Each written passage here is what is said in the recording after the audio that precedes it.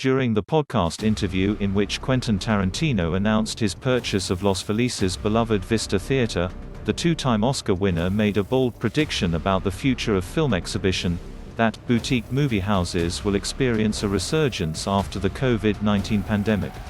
"I do think boutique cinemas will actually thrive in this time," Tarantino said on Dax Shepard's Armchair Expert show, while pooh-poohing the big chain's luxury amenities such as dine-in service and recliner seating as a detriment to the cinematic experience.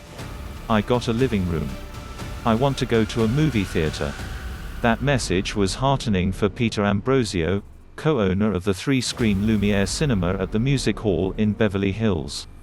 Ambrosio, a former employee of the Music Hall's former operator Laemmle Theatres, took over the spot in 2019 with two other Laemmle alumni, Brown and Luis Orellana. The team had reopened the venue just a handful of months before the shutdown happened in March 2020. The pandemic was especially difficult for the team behind the Lumiere, as they survived an attempt by another company to take over the lease at the space. "That was a phrase that got kicked around our box office," said Ambrosio, regarding Tarantino's boutique cinemas reference. "It was music to my ears in terms of him discussing it that way. But if the Once Upon a Time in Hollywood director is correct about the impending revival of the indie movie theater, that prediction will clearly take a while to come true."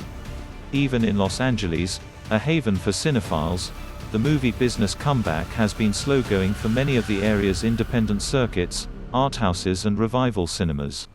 While big chains benefit from a slow but increasingly steady string of blockbusters such as Godzilla vs.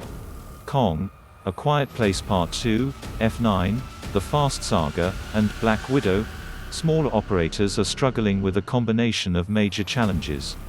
Among the difficulties are a lack of fresh, popular indie films, a primarily older target audience that is more hesitant to venture out than their younger counterparts, plus the financial challenges of ramping up business after more than a year of no revenue. Though some recent specialty releases have drawn audiences, such as Questlove's historical music documentary, Summer of Soul, and Janicza Bravo's outrageous comedy, Zola, most of the hotly anticipated indies aren't expected to start hitting the big screen until the fall, typically the sweet spot for Oscar hopefuls. Many of the movies that have come out have been also available through streaming and video-on-demand services. Summer of Soul, for example, is on Hulu while in theaters. Despite some big films, domestic ticket sales industrywide are improving but still far behind pre-pandemic levels, according to analysts.